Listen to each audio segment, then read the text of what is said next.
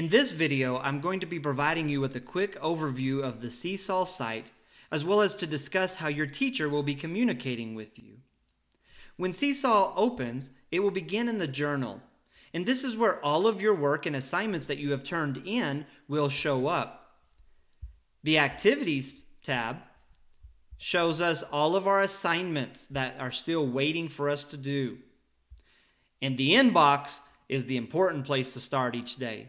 Here I see I've got a message from my teacher. When I open this, I can see my old messages here at the top and then my new ones at the bottom. Here my teacher has given me a video for the day, probably explaining what my activities are.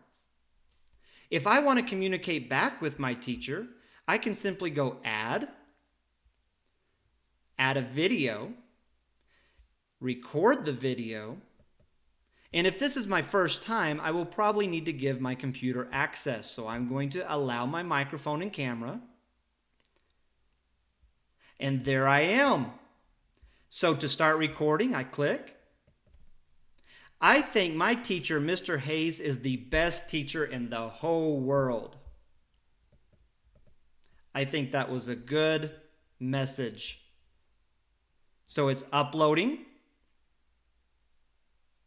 And then I hit add. What a funny face to start with. That will give Mr. Hayes something to laugh at.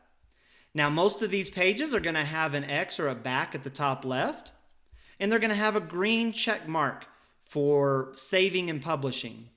So we're going to click the check mark, and there's my message back to the teacher.